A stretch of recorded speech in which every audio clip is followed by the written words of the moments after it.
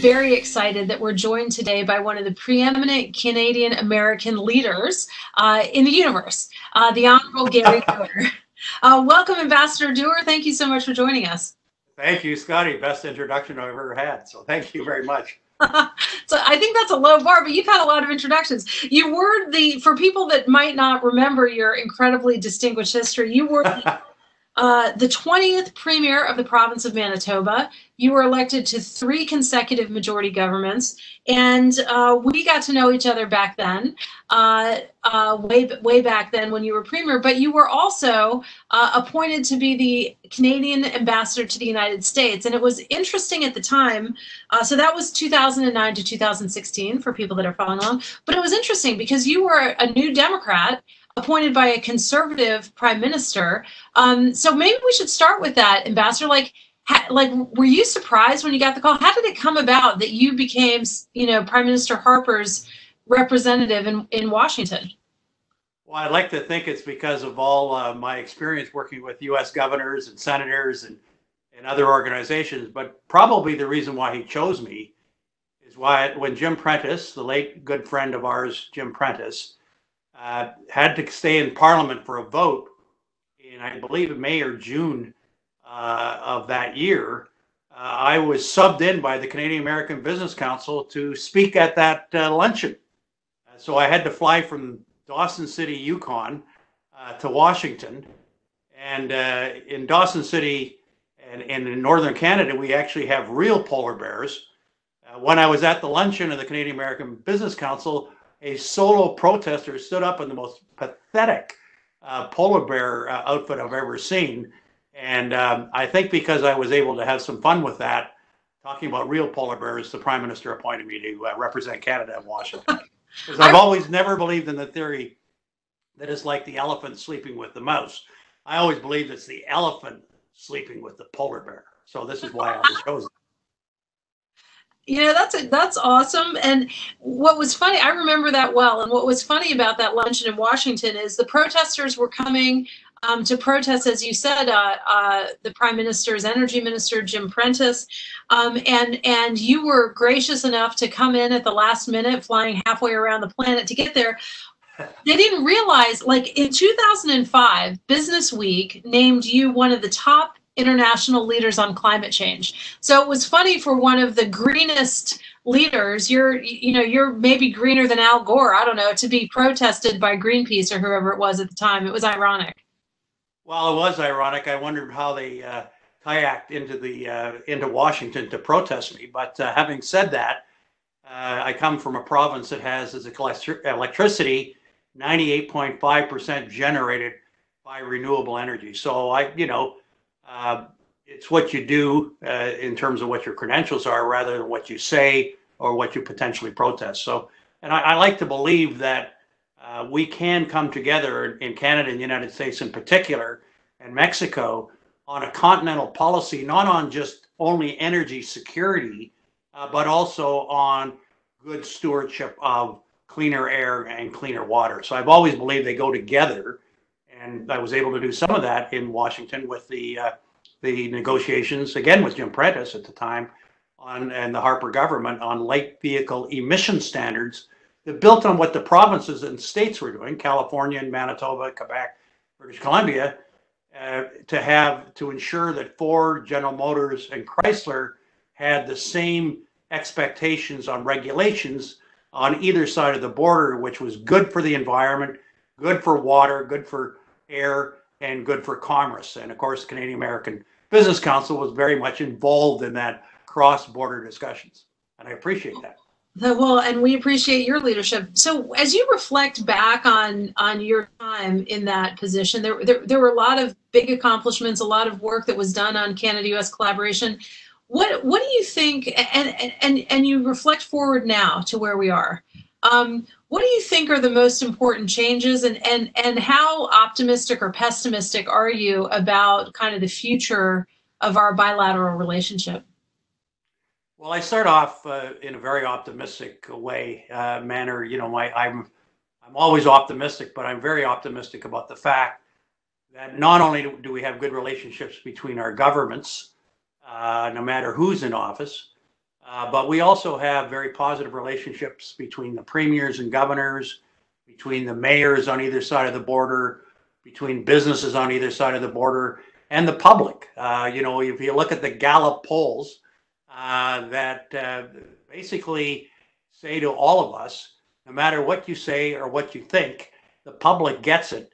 And well, I think Canada and the United States have higher approval rankings than any of us would have had as politicians in our previous careers. So I'm just saying the public gets it a lot quicker than all of us. And that's why it's a great advantage for all of us working together on either side of the border. Totally. Now, since your time in public life, which was a very distinguished career, you're now in private life, and you're at a law firm. I used to be at that law firm, a great one, yes. And you're also on some corporate boards. Two of your boards are members of the Canadian American Business Council. You were on Barrick Gold, and you're on Air Canada, two very important members of ours. So from a private sector perspective, as a corporate board member now, how are you thinking about this pandemic response and what the future looks like in terms of the economic rebuild? Well, I think it has to continue to start with healthcare, the health of all our citizens. I worked again when I was premier and then ambassador with the disease lab, the level 4 disease lab in Winnipeg, that worked with Atlanta, the disease lab in Atlanta.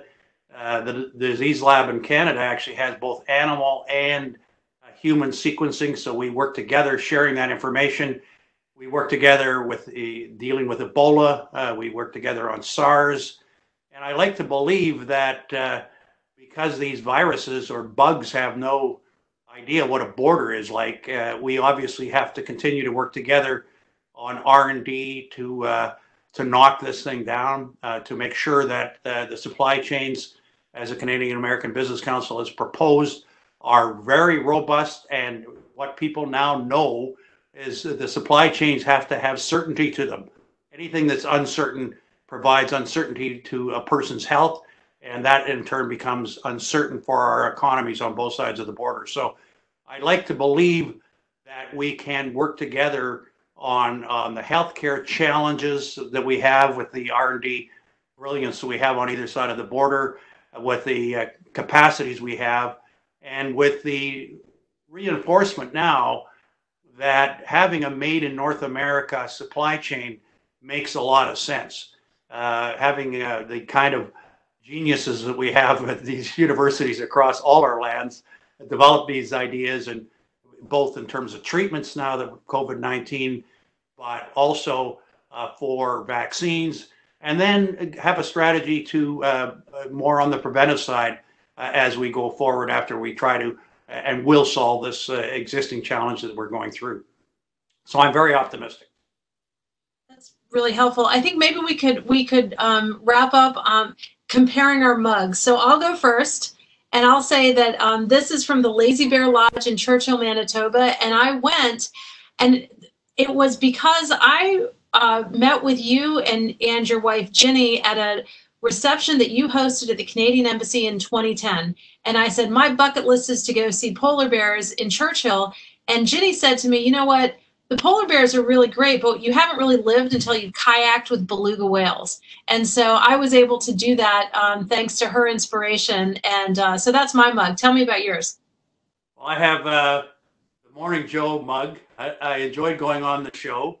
I enjoyed using the U.S. State Department scientific research on some of the energy challenges we had. So I like to quote the American material. I understand a number of people at the time I was in Washington that were in the White House watch Morning Joe. So I definitely wanted to get on there. You got to go to where the folks are. As the old saying is in the United States, I rob banks because that's where the money is. I don't want to use that in that comparison, being a law-abiding citizen. And, since I've left Washington, the Capitals have won the Stanley Cup with a Manitoba coach, I might add.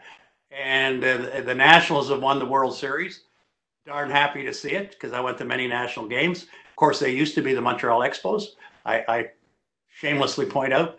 But it's great to see Canadian American Business Council, doing great work on healthcare, on the border, on regulatory reform, on supply chains, and you've got to keep it up because it's the voice of common sense and the voice of can do in both our countries. Well, I can't think of a better way to end than that. So thank you very much. We appreciate it so much. It's great to see you. And to see you too, Scotty. We'll see each other in person one of these days. Soon, I hope. Soon, I hope too. Stay safe. Okay, you too. Okay, so that's cheers. it. We're good. We'll end the recording there. And this is awesome. And are you stir crazy yet, or are you doing okay? I go for an hour walk a day. Yeah. I was at, I'm busy on board meetings. We don't travel as much. I can't believe how many boards you're on, by the way. Air Canada, well, Barrick, you're off, right? But Power, I can only be on 5 legally. Yeah, IGM, McKenzie, and I know the Power ones are all related, but what's your favorite one? Oh, they're all favorites. You can't choose one kid to be your favorite, as you know. And not that they're kids, they're parents. But what I like about the boards, we have American and Canadian representatives on all of them. There's a lot of really interesting people on the board. So you not only try to provide what you can, but you'll learn a lot. And I think, quite frankly, I enjoy not having to get on an airplane all the time. But I think most of us believe that in-person meetings are more valuable because you pick up the nuances of people's feelings in meetings. You get the kind of feedback. So I know there's a lot of thought about, this could replace some of the requirements to go to meetings. But I think there'll be more of a balance. There'll be more work at home, but there will be the need to get together as well, because you do make better decisions when you're in the same room together and can hash it out. Yeah, I agree. I've been on my first public company board for a couple of years now, and we stopped meeting in person like everybody did. But the thing, if we never go back to meeting in person, one of the things we'll miss is the opportunity to interact with management kind of casually, because they're not, I don't otherwise have a chance to visit with the operations people at Tilray, for example, unless it's a cocktail party after a board meeting. And you do, they want exposure to the board. You want to get a sense of how the culture is, how is management doing, because all the information we get is so curated, right? Like the board. Anyway, but I noticed you're on the audit committee of Power. I'm on the audit committee at Tilray, and it's my least favorite committee. You know what? But you learn more about the company than any other place in the company. That's exactly right. Yeah, I know. It is more work, more reading, numbing amount of numbers, but you get to unpeel the onion a bit. So when you come back to the board meeting, you can you understand all the layers before you get there. So it is tedious reading, but actually it does help you. It's a great way to learn all the little levels of decision making and due diligence in any corporation. The one thing I'm happy about, every one of the Power Corp boards in the Great West Life and Investors, they had number one on risk was pandemic, and number one on risk was pandemic contingency plans. So we were able to, in Winnipeg, 3,500 employees of Great West Life were able to go home within 7 days, all working. Investors, 1,500 people. The only people they kept at the head office were a few techies and a few people to make sure the engineering skunk works worked. But I'm glad to see that, pandemic, regrettably, was ranked number one as risk, and therefore we had a plan. Wow, so that's useful. That's amazing. That's really good. Whoever decided that, gets a gold star. Well, these risk people, they're a pain until they're not. They're really valuable. That's right. Don't quote me. Exactly. All right. Well, listen, thank you so much. It's really good to see you. Good to see you too. I appreciate all the great support. Yeah. Well, you take care. Yeah, you too. Talk to you soon. Okay. Talk to you soon, Scotty. Take care. Bye.